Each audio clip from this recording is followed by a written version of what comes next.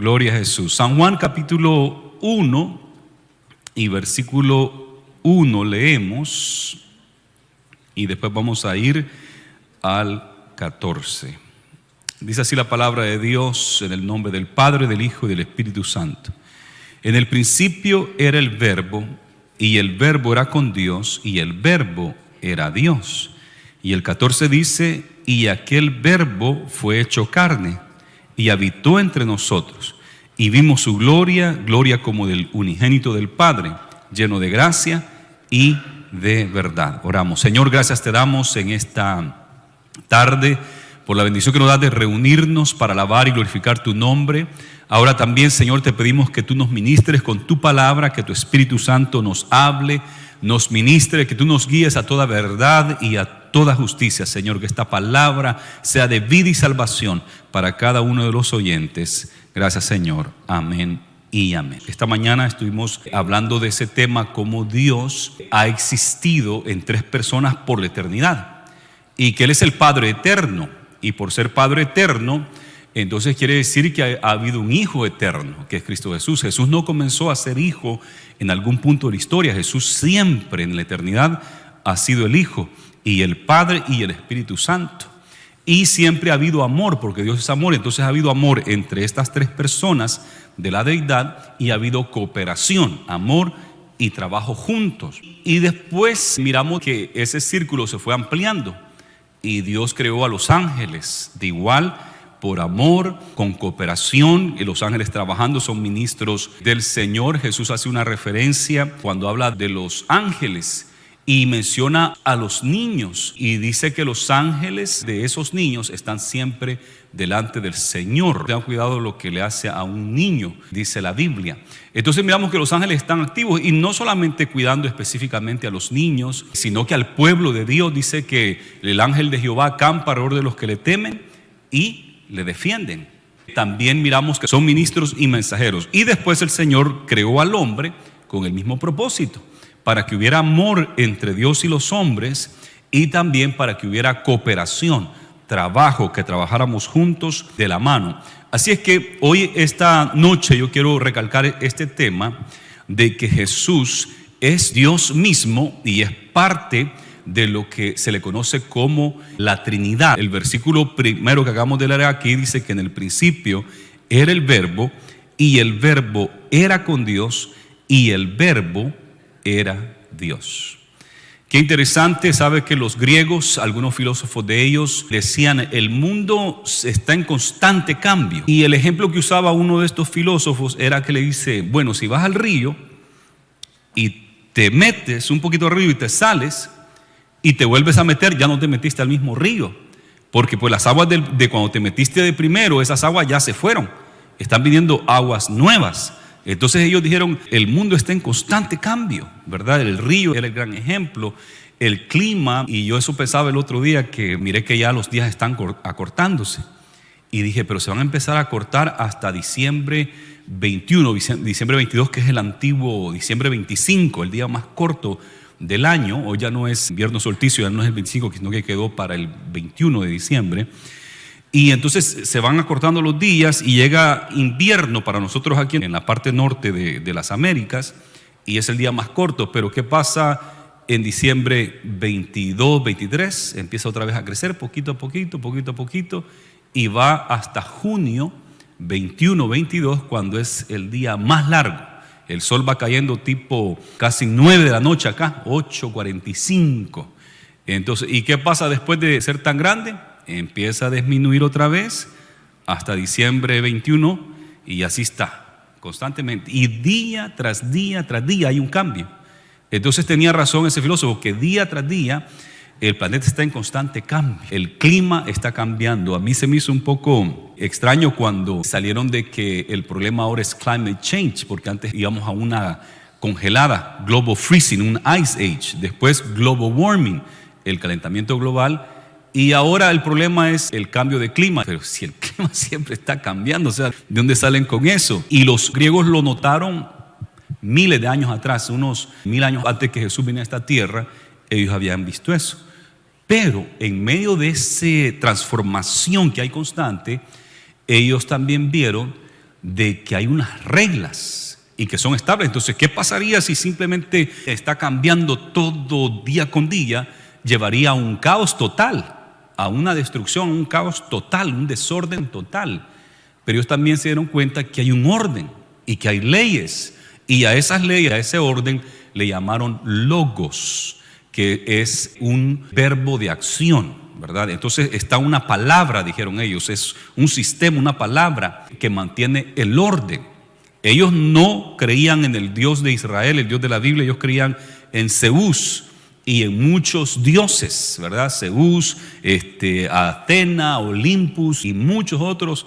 Creo que hasta Hércules entra ahí, no estoy seguro, pero bueno, el montón de dioses. Pero ellos sí se dieron cuenta que hay una palabra que sostiene el universo. Y otro después dijo que también esa misma palabra es la que ha puesto en el corazón del hombre lo bueno y lo malo, y no importa de qué país, de qué cultura, todos sabemos lo que es lo bueno y lo malo, y que es esa palabra que sostiene el universo, ese orden del universo. También hay un orden en nosotros que nos dice qué es lo bueno y lo malo.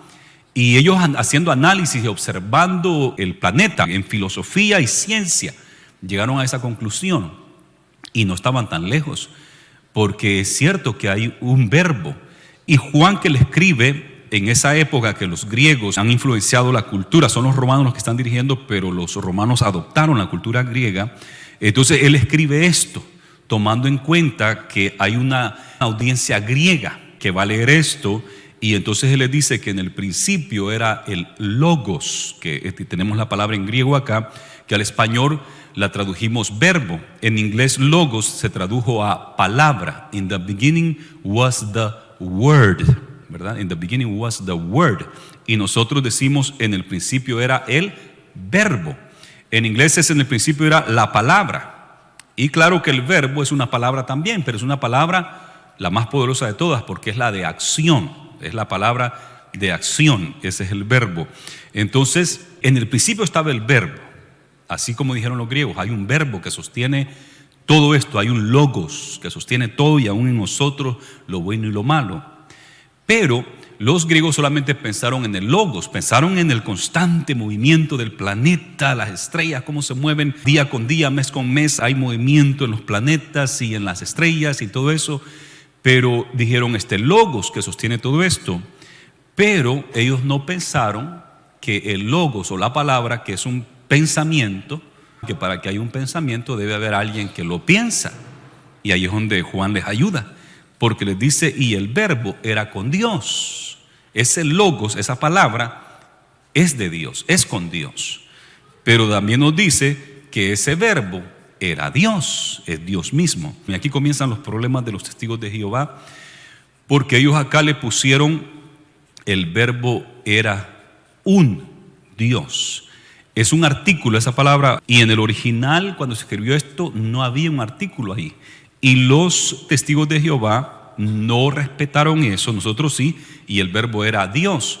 Ellos le añaden entre era Dios, le añaden el un, que está fuera de base porque le han añadido ese un. Y se meten en serios problemas porque la idea de ellos es que solamente existe Jehová y Dios es uno. Y solo existe Jehová y eso es todo. Por lo tanto, Jesús de Nazaret, el Cristo, el Mesías, no es Dios.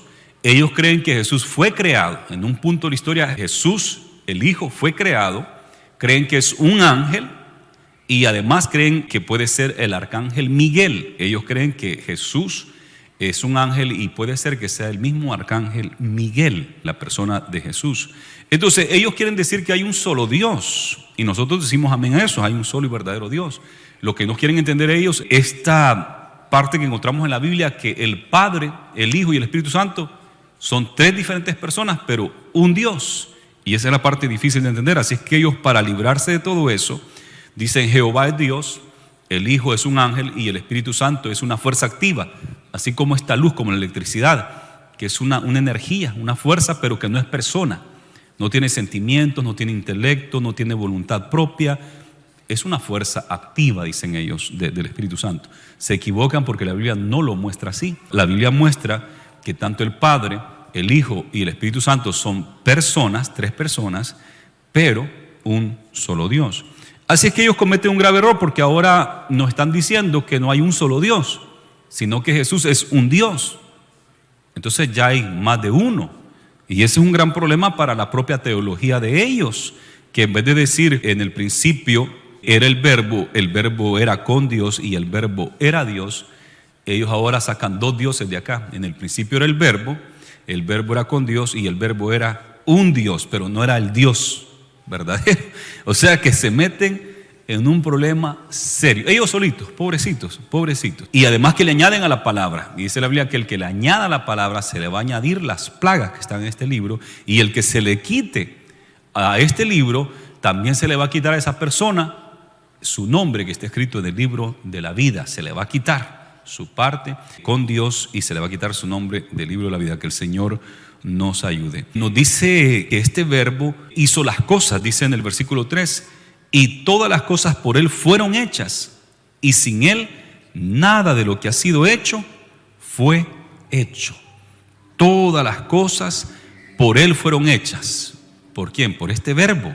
Está hablando del verbo. Este verbo hizo todas las cosas, y sin Él nada de lo que ha sido hecho fue hecho. Qué poderoso saber esto. También nos dice Colosenses capítulo 1 y versículo 16, porque en Él fueron creadas todas las cosas. Y para entender de quién estamos hablando, el versículo 15, Colosenses 1:15, Él, esto es Jesús, es la imagen del Dios invisible, el primogénito de toda creación, porque en Él fueron creadas todas las cosas, las que hay en los cielos y las que hay en la tierra, visibles e invisibles, sean tronos, sean dominios, sean principados, sean potestades.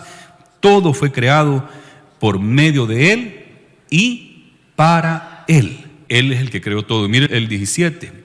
Y Él es antes de todas las cosas, y todas las cosas en Él subsisten. Él sostiene toda la vida. ¿Sabe qué? Bien interesante cuando se estudia la biología y se estudia todo esto, la química, chemistry, todo eso es impresionante. Esta mañana les hablaba acerca del universo, y cuando yo estudié cosmología, anteriormente decía astronomía, hoy es cosmología, y es impresionante cuando uno estudia las estrellas, los soles, las galaxias, los universos. Uno queda, wow, impresionado de verdad de lo grande y vasto que es el universo. Pero hay otro estudio que estudia el planeta, y cuando estudia el planeta y estudia las cosas como lo micro, porque eso lo que les hablo es enorme, pero también hay cosas tan pequeñitas y tan profundas allá que también se pueden estudiar con microscopio, y han descubierto unas cosas increíbles. Sabe que todos nosotros estamos compuestos de átomos, atónomo. Todas las cosas en la vida tienen atónomos, pero cuando uno se mete a ver el atónomo, resulta que hay un proton, lo sé yo en inglés, y alrededor del próton están los electrons, y los electrones están dando vuelta en el próton y están dando vueltas por todas partes. Creo que deben haber visto los dibujos cuando se habla de las cosas atómicas o nucleares. Nuclear porque es lo más profundo de la vida. Lo atómico es lo más dentro de uno, que nomás se puede ver pero con microscopio. Pero lo que descubrieron es que no está pegado. Está el próton, pero los electrones están dando vueltas sin tocarlo. ¿Se han dado cuenta con el imán que si uno lo pone el negativo y el positivo, qué pasa? Se pega, ¿verdad? Y uno lo destraba y es divertido estar jugando con eso. Pero si le da vuelta a uno y lo pone positivo con positivo y lo quiere pegar, ¿qué pasa? No se deja, lo empuja y uno juega con eso, ¿verdad? O los dos negativos no puede. Y un positivo y un negativo rápido, se pega el imán. Entonces algo así es dentro de la vida. El electrón con los protons no se pueden pegar, está dando vueltas pero no se separan, pero no están topados, o sea que está como en el aire. Entonces pensar que nosotros estamos compuestos pero que no está sólido porque no está pegado el electrón con el protón, hay un espacio ahí, hay un huequito, y de eso estamos compuestos. Incluso la idea de la bomba atómica, lo que sucedió fue que dijeron, pero para que esto esté así, está como flotando, hay un poder tremendo que sostiene eso. Entonces, ¿qué pasa si podemos soltar ese poder? Si logramos de alguna manera afectar la composición esa autónoma de manera que se suelte. Y lograron hacerlo en experimentos. ¿Y qué hace? Una explosión ¿qué? Atómica. Separar esos prótones y los electrones es una explosión atómica o nuclear. Y entonces se inventaron la bomba nuclear o la bomba atómica, como también la conocemos, y es devastador. Ese poder nuclear es devastador. Y pensar que el universo, el planeta nuestro, con todos los animales y todos nosotros estamos compuestos de ese asunto nuclear y atómico, es increíble. Entonces, ¿qué es lo que lo sostiene? ¿Qué es lo que lo está sosteniendo? Jesús mismo, la palabra. Porque aquí nos dice en el 17, Él es antes de todas las cosas y todas las cosas en Él subsisten. Y otra palabra aquí en inglés que es como que si Él sostiene la vida. Él sostiene la vida. Y nosotros hablamos de Dios por en veces cosas grandes y cosas altivas. Y sin saber de que Dios es Él tiene la vida y que si Él quiere dejarlo ir, se acabó para nosotros. Pero hasta el día de hoy Él sostiene la vida y Él es fiel a su promesa. Y sostiene la vida. Cuando estaba el Belsasar, tenía una fiesta de borrachos, tenía no sé cuántos cientos de príncipes, gente solo importante, y se quiso dar la grandeza y fue a sacar los vasos santos que habían traído del templo de Jerusalén, los vasos de oro que eran para la administración del Dios sagrado, del Dios verdadero. Y saca y tomó vino en esos vasos, se emborrachó y era un solo desastre esa fiesta, cuando de repente en la pared empezó a aparecer una mano y escribió Mene, Mene, Tekel, Uparsin. Y el hombre se asustó. Dice que cuando miró esas letras, dice que le topaba una rodilla con la otra. ¡Puc, puc, puc! Del miedo le empezaron a temblar las rodillas. Solo lo he visto en las caricaturas, pero ese le pasó de verdad que pegaba una rodilla con la otra del temor que le dio. Trajo a todos, nadie le podía interpretar. Hay uno, le dijo la abuela, hay uno que le interpretó a tu padre Nabucodonosor, se llama Daniel, un hombre sabio, un hombre santo, y él te puede dar la interpretación. Pues tráigamelo, si él me interpreta le voy a dar vestidos, le voy a dar regalos y todo. Y vino Daniel, ya tenía Daniel como unos 80 años, y viene Daniel y le dice, mira, tus regalos sean para ti, yo no quiero nada de eso. Eso lo que dice ahí es que ha sido probado y ha sido hallado falto, ha sido puesto en la balanza y Dios te va a juzgar. El Dios en quien tu aliento tiene en sus manos, se lo dijo bien, ese Dios que te está sosteniendo la vida, que tu aliento está en las manos de Él, que Él si quiere te suelta y explotas como bomba nuclear, ¡boom! Si Dios no suelta, explotaría todo el universo, así nomás, ¡boom! Todos nosotros, pero Él no nos suelta, Él sostiene la vida y los científicos han descubierto eso, que somos compuestos de esta energía, es tremendo. Y entonces le dice, el Dios que sostiene tu aliento en sus manos, tu vida está en las manos de Él, has pecado contra Él. Y hoy, esta noche, vienen los de Medo Persa y te quitan el reino.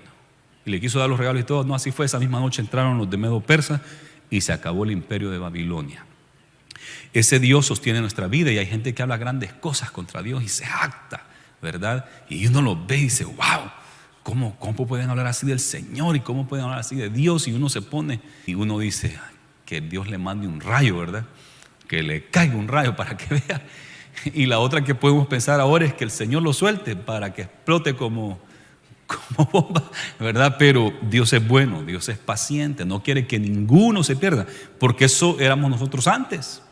Yo hablé grandes cosas contra Dios, como cuando mi mamá me evangelizaba, pero ahora yo entiendo que hay un Dios verdadero y que es un Dios santo y es un Dios sumamente poderoso, pero también lo que a mí me conmovió es que es un Dios amoroso. A mí el amor de Él fue el que me sedujo a convertirme y todavía el amor de Él es el que siempre me conmueve. ¡Wow! ¡Qué amoroso es Dios! A pesar de qué malos somos nosotros, Él es amoroso. Él hizo todas las cosas y aquí menciona, hizo cosas que son visibles y hasta invisibles. Hasta ese átomo que era invisible hasta hace poco, y hay cosas todavía que son invisibles que no se han descubierto, y hay cosas invisibles como los ángeles, que los ángeles no tienen cuerpo, aunque pueden tomar forma de cuerpo, pero son invisibles.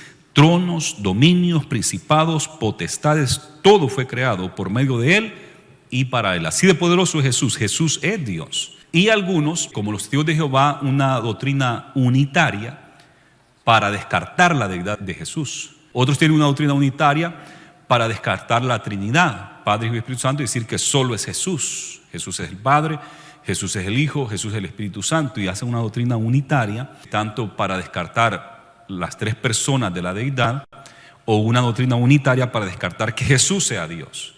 pero están bien equivocados porque la Biblia aquí claramente nos habla del Padre, nos habla del Hijo y nos habla del Espíritu Santo. Y lo que es el Padre, lo es el Hijo, lo es el Espíritu Santo. Yo creo que el ejemplo más claro es la eternidad. Solamente Dios es eterno, nada más. Dios es el único que no tiene comienzo ni tiene fin, solo es Dios. Y el Padre no tiene comienzo ni tiene fin, tampoco el Hijo tiene comienzo ni tiene fin, y el Espíritu Santo no tiene comienzo ni tiene fin. Y de allí todo lo demás tiene un comienzo. Padre y Espíritu Santo es eterno, y los tres son tres diferentes personas, porque está claro en la Biblia, pero un solo y verdadero Dios. Este Dios, este Jesús que vino a esta tierra, Él hizo todas las cosas. En Él estaba la vida, y la vida era la luz de los hombres. La luz en las tinieblas resplandece, y las tinieblas no prevalecieron contra ella. Él era la vida, en Él estaba la vida, y la vida era la luz de los hombres. Jesús les dijo a sus discípulos más adelante: yo soy el camino, la verdad y la vida. En Él estaba la vida, Él es la vida, y esta vida es la luz de los hombres. Y le dijo: yo soy la vida. En varias ocasiones les dijo que Él era la vida. Yo soy la resurrección y la vida, y el que cree en mí, aunque esté muerto, vivirá. Él es la vida, y la vida estaba aquí en esta tierra. Él hizo todas las cosas. Dice que la luz de las tinieblas resplandece, y las tinieblas no prevalecieron contra ella. Las tinieblas quisieron callar a Jesús. Dijo Jesús de que el pecado de ellos era que la luz estaba en el mundo, y ellos no se acercaron porque la luz iluminaba sus pecados. Y el mundo ya está condenado. Jesús no vino a condenar al mundo, sino a salvar al mundo para que el mundo sea salvo por Él. Pero la situación es que ellos prefirieron las tinieblas antes que la luz, y quisieron apagar la luz, y lo crucificaron a la luz.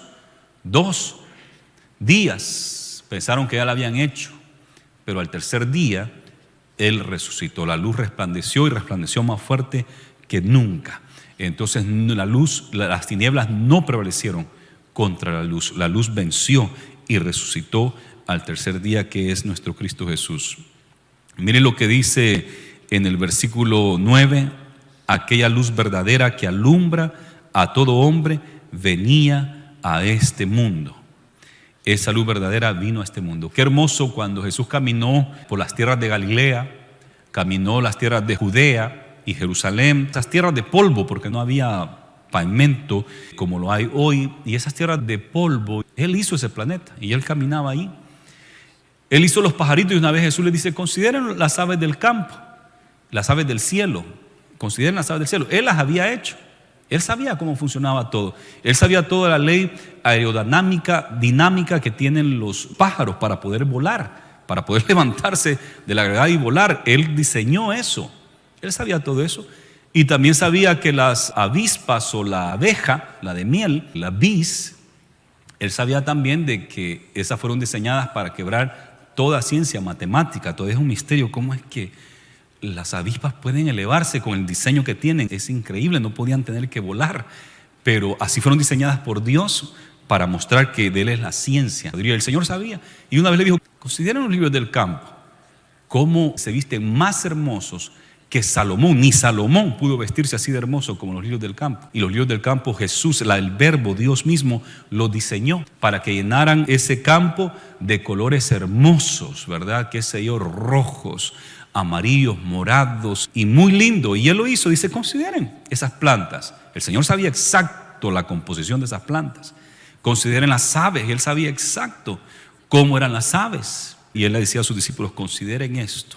Todo fue hecho por Él y para Él. Aquí dice en el versículo 14: y aquel Verbo fue hecho carne y habitó entre nosotros, y vimos su gloria, gloria como del unigénito del Padre, lleno de gracia y de verdad. Ese Verbo, que es Dios, se hizo hombre y habitó entre nosotros. Él caminó entre nosotros. El mismo Dios. Dice en Filipenses que Él se despojó a sí mismo. Haya pues en vosotros este sentir que hubo en Cristo Jesús, que Él, siendo en forma de Dios, siendo igual a Dios, se despojó de sí mismo y se hizo hombre. Dice: y fue obediente hasta la muerte, y muerte de cruz. Una humildad, porque Él se hizo hombre para caminar con nosotros. Fíjese de que cuando hablamos de esta doctrina de Dios, que es tres personas, Es bien importante que tomemos en cuenta lo que dice Deuteronomio capítulo 6 y versículo 4. A esto se le conoce como el Shema, el Oye Israel. En Deuteronomio 6, versículo 4, dice: Oye Israel, Jehová nuestro Dios, Jehová uno es. Y esto era bien importante que los judíos lo supieran, el pueblo de Israel, porque Israel tenía que predicarle al mundo aquel, haciendo énfasis en que Dios es uno, no hay muchos dioses. El politeísmo que ellos practicaban era de que había muchos dioses: el dios de la luna, el dios del sol, el dios de la lluvia, el dios del fuego, y muchos dioses gobernaban el universo. Pero la verdad es que hay un solo Dios que gobierna el universo, y ese es el Dios de Israel, o como él se dio a conocer, Jehová, que quiere decir el eterno Dios. Y aquí es bien interesante porque la manera que aparece en el original es la misma que aparece en Génesis capítulo 1. Elohim, la palabra Elohim quiere decir dioses, es plural. Los judíos hasta el día de hoy piensan que la razón que aparece en plural en Génesis 1 o aquí, la gran doctrina de Israel, el Shema, la enseñanza principal es que Oye Israel nuestro Dios, Jehová nuestro Dios, Jehová uno es. Entonces ahí aparece en plural. Entonces ellos lo que dicen es que lo que está poniendo es un énfasis en Dios. Entonces dioses, para ponerle énfasis al Dios verdadero, y ellos así dicen, es que el plural acá quiere decir énfasis, y puede ser, pero el plural acá también puede ser el plural. El plural es plural, y el plural pues si se usó para poner énfasis, qué bueno, pero el plural es plural. ¿Y qué quiere decir plural? Plural es más de uno. Uno es singular. Ya si hay 2, 3, 4, 1000, ya es plural, ¿verdad? Yo es singular, nosotros es varios, ¿verdad? Ya puede ser 2 o más. Entonces Elohim está en plural, pero sabía que Él es el singular, es Dios. Y tenemos El Shaddai, ¿verdad? El Shaddai, que dice el Dios altísimo, y así tenemos Él. Pero Elohim es plural, pero hay otro que es 2, que sería Ela. Ela es el dúo, ¿verdad? Cuando es Ela es 2. Él es 1, Ela es 2, y Elohim para ellos es 3 o más. Entonces Elohim comienza con 3, y eso yo no lo sabía hasta que hice el estudio que Ela es 2 y Elohim es de 3 para arriba. Entonces cuando habla de Elohim está hablando automáticamente de 3 o más, pero sabemos de que está hablando de 3. Y dice acá: Oye Israel, Jehová nuestro Dios, Jehová uno es. Se lo digo en hebreo original como se escribió, y es Shema Israel, Adonai Elohimnu Echad Adonai. ¿Qué quiere decir Shema? Oye. Israel, Israel. Oye Israel, Adonai, el Señor. Y dice Elohimnu, es nuestro Dios. Cuando dice Elohimnu, está diciendo los dioses nuestros, porque Elohim es plural. Y como dije, de 3 para arriba. Elohimnu, en plural, Echad Adonai, es un solo Dios, un Dios. Eso es bien interesante, porque cuando uno oye el Shema, uno rápido sabe que está hablando que tenemos un solo Dios, Shema.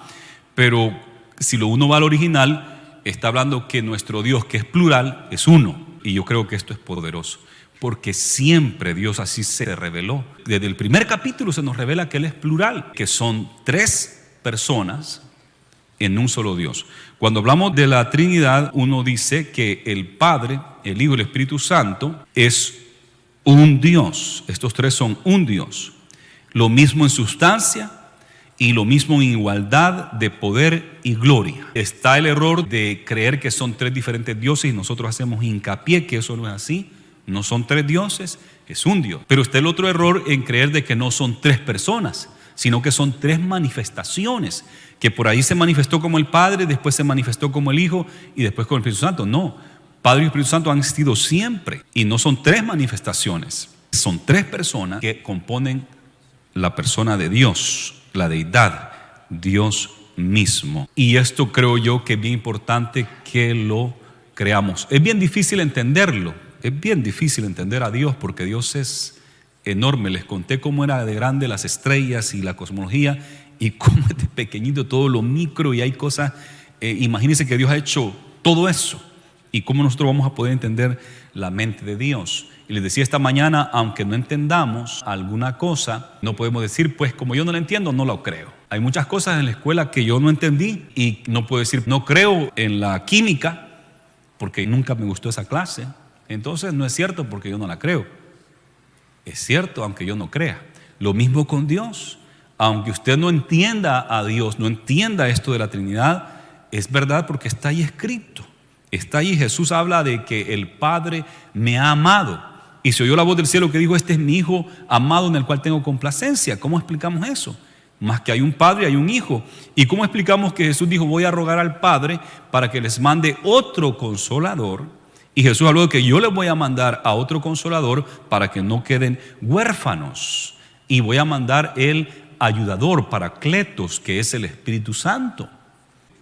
Tenemos ahí Padre, Hijo y Espíritu Santo. Jesús 100% es Dios y no podemos negarlo. Tampoco podemos negar que el Padre, el Hijo y el Espíritu Santo sea Dios.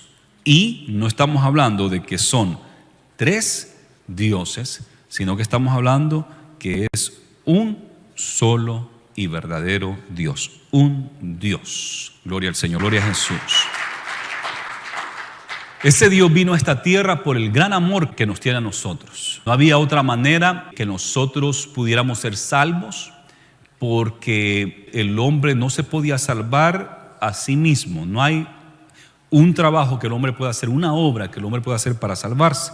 Dijo Dios acerca de eso que todas las obras del hombre, la justicia del hombre es como un trapo de inmundicia. Usted dice, no, pues yo lo que voy a hacer para limpiar mis pecados es que le voy a ayudar al huérfano, a la viuda, voy a ir a los orfanatorios, voy a dar dinero, voy a buscar los lugares de las viudas para ayudarles, voy a ir a los hospitales y voy a dar dinero para el cáncer, voy a esto y voy a hacer estas buenas obras.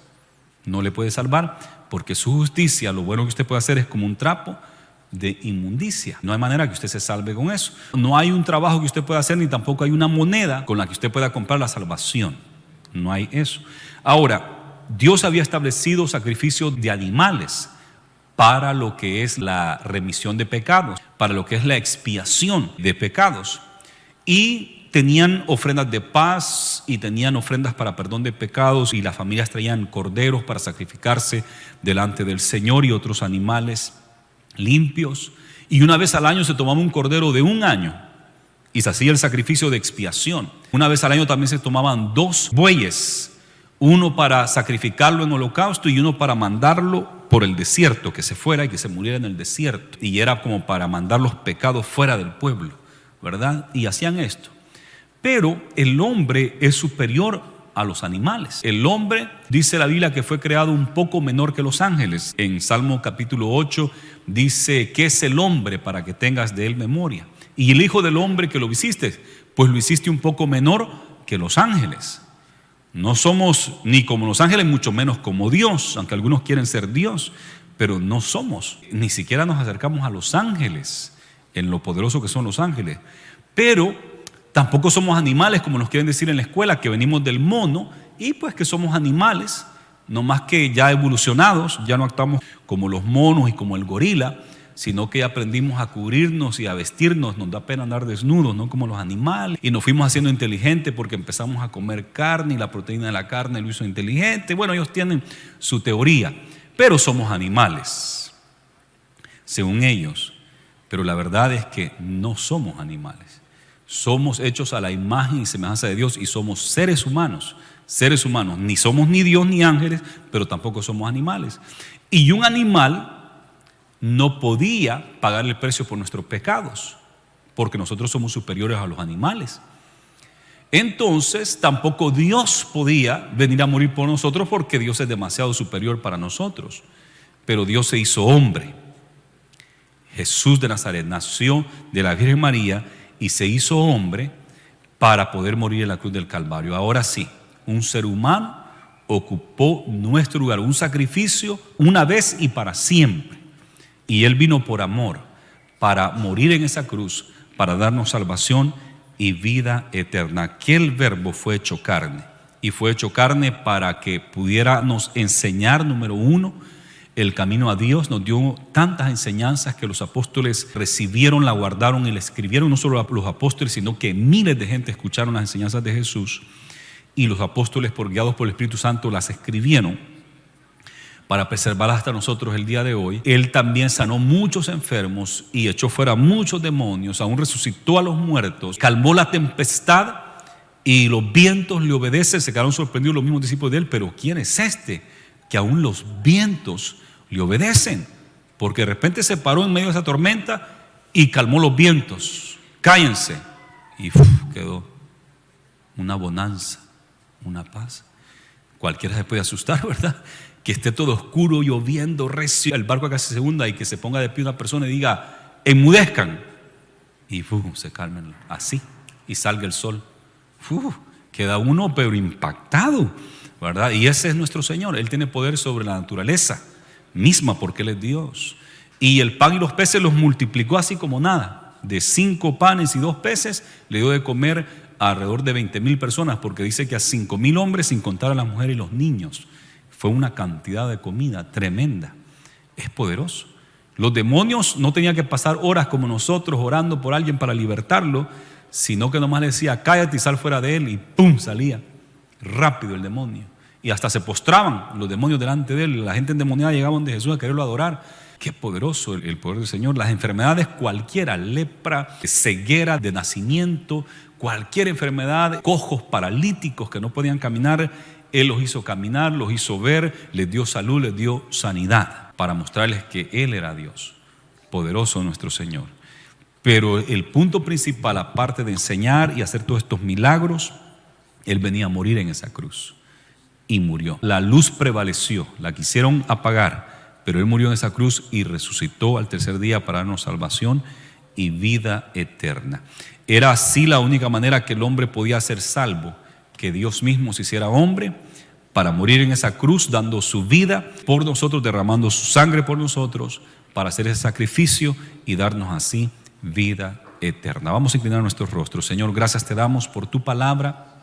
Gracias, Jesús, por lo bueno que tú eres. Señor, te bendecimos, te damos alabanza y adoración.